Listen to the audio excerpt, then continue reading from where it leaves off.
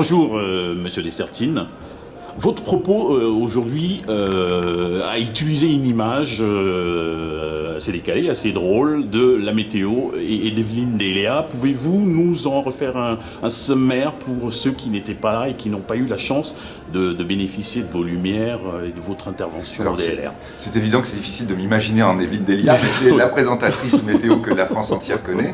Oui. Et donc, avec un peu de maquillage. Oui, quand même, peut-être, vous croyez. Bon, mais donc, elle présentait la météo, en l'occurrence économique, en disant les jours prochains vont être extraordinairement beaux. C'est-à-dire qu'on va avoir le beau temps parfait, chaud la journée, pas trop chaud le soir, un peu de pluie la nuit, etc. Enfin, on est dans une conjonction absolument formidable qui va nous permettre très probablement d'avoir une croissance beaucoup plus forte qu'attendue, qui va nous permettre probablement de commencer à avoir des vrais effets sur l'emploi, sur les déficits publics, etc. C'est-à-dire qu'on est dans une période absolument inouïe. Alors, cette période inouïe, elle a, on va dire, deux anticyclones comme explication, qui sont deux anticyclones artificiels.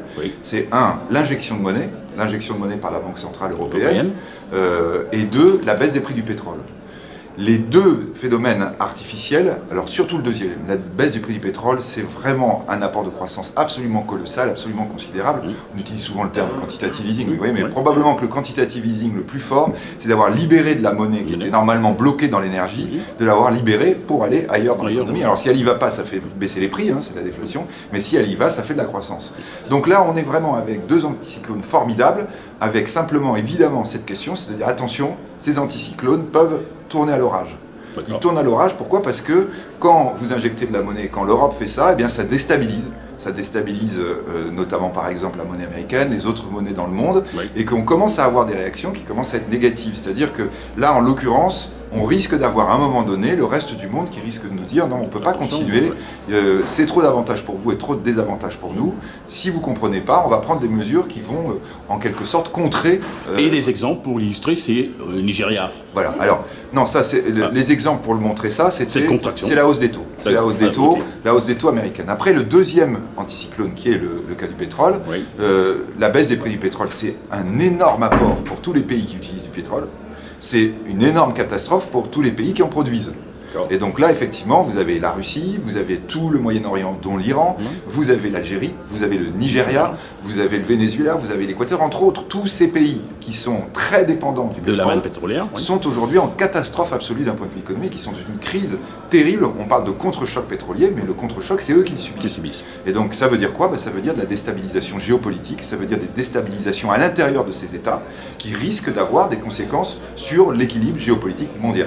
Donc ça veut dire quoi? Ça veut dire qu'aussi là, à un moment donné, il faudra sortir de cette situation et de voir les prix du pétrole réaugmenter simplement pour qu'ils soient tenables à l'intérieur de ces pays qui produisent. Alors, le deuxième volet de votre intervention a porté sur ce qu'il faut faire. C'est le bon moment, dites-vous, pour investir. Voilà, alors il fait beau, on fait quoi? On n'attend pas, on va pas à la plage, on reste pas en disant super, j'en profite et puis on verra après. On dit non, là il fait beau, j'en profite vraiment pour faire tous les travaux que je devais faire. En clair, les travaux, c'est l'investissement. L'énorme problème européen, l'énorme problème français, allemand, italien, pas espagnol, mais français, allemand, italien, voire même britannique, c'est investir, investir, investir. Nous avons un énorme retard, et en France, il y a un secteur qui représente ça, c'est vraiment le secteur de l'immobilier. On a fait tout à l'envers, résultat, nous avons un déficit absolument dramatique de construction immobilière, et nous nous retrouvons dans des situations où une grande partie de l'explication de notre écart de croissance avec les autres pays d'Europe provient de cette défaillance totale de l'immobilier liée à des décisions politiques, à des réglementations qui ont totalement pénalisé. Et ça arrive à un moment où on a critiqué l'Espagne pour avoir massivement investi dans l'immobilier. L'Espagne, elle, c'était le cas inverse. C'est-à-dire la crise est provenue d'avoir focalisé tout son développement sur l'immobilier. Là, on va dire, on était dans quelque chose de différent encore. C'est-à-dire que là, ils étaient avec un seul secteur économique, c'était l'immobilier. Maintenant, évidemment, ils sont obligés de revenir là-dessus. Alors, donc on a vraiment, là, aujourd'hui, cette obligation d'investir le plus vite possible en utilisant les bonnes conditions financières. C'est-à-dire pas des investissements où on dit oui, bon, on s'en servira dans 25 ans. Non, ils doivent être utiles immédiatement et ils doivent être extrêmement souples.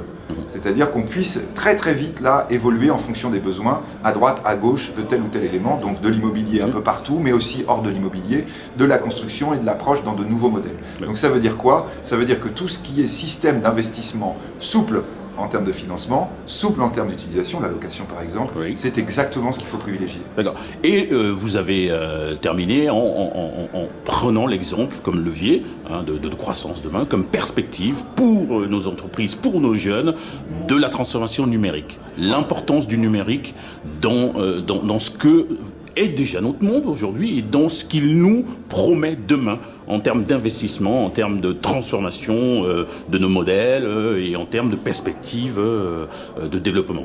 Je crois que vraiment on doit avoir conscience que la révolution numérique, le terme n'est vraiment pas usurpé, c'est une révolution absolue, vraiment totale de la manière non seulement de produire, de vivre, mais même, on va dire, d'habiter, de travailler, bien entendu, d'échanger, de tout. Et nous sommes juste au début du démarrage.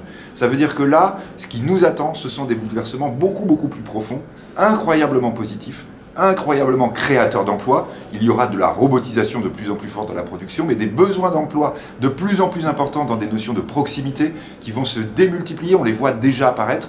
Et donc ça veut dire quoi ? Eh bien ça veut dire que si on prend ce train-là, si nous utilisons les atouts qui sont les nôtres, en particulier en Europe et en particulier en France, notre force mathématique, les mathématiques sont, on va dire, le pétrole de demain, vraiment le pétrole du numérique, eh bien si nous utilisons cela, non seulement nous allons être dans le train, mais nous allons mettre des locomotives.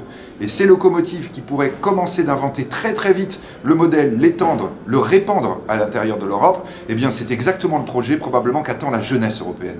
La jeunesse européenne, elle dit où on va. Quand aujourd'hui elle est triste ou qu'elle est désabusée ou qu'elle n'est plus enthousiaste par rapport à l'Europe, c'est d'abord parce qu'elle ne comprend pas où on va. On est juste en train d'essayer de consolider le monde ancien, on n'est pas en train de se projeter dans le monde nouveau. Et donc je crois que là vraiment, quand on est autour de ces évolutions, qui ne sont pas des évolutions dans 10 ans, elles ont déjà commencé, les grands groupes du monde sont déjà les groupes du numérique. Mais les groupes du numérique aujourd'hui sont un club qui est totalement ouvert, il est probable que dans 10 ans, 15 ans, ce ne seront plus du tout les mêmes groupes qui seront leaders mondiaux. Eh bien ça veut dire quoi ? Ça veut dire évidemment qu'il faut foncer, croire, investir, prendre des risques. Oui. Et ça, s'il y a un élément à mon avis qui doit conclure mon propos, c'est bien celui-là. La prise de risque, c'est le signe de la jeunesse. La jeunesse d'un pays, c'est pas sa carte d'identité, c'est pas sa démographie qui la montre, c'est sa capacité à prendre des risques. Et vous parlez de risque total. Risque total, ça veut dire évidemment, risque, c'est pas un mot abstrait. Le risque, ça veut dire possibilité d'échec. Le risque, c'est l'échec, non seulement il est admis, mais il est attendu. Nous devons avoir de grands nombres d'échecs qui nous permettront d'avoir des très grandes réussites. Si on n'a pas d'échec, on ne prend pas de risque. Et là, vous comprenez qu'évidemment, peut-être s'il y avait un symbole à donner, ce serait supprimé, mais ultra vite, de la Constitution française, ce fameux principe de précaution. Qui n'est qu'une avancée pour l'ancien monde et pas pour le prochain. Nous remercions M. Dessertine. C'est moi. À bientôt.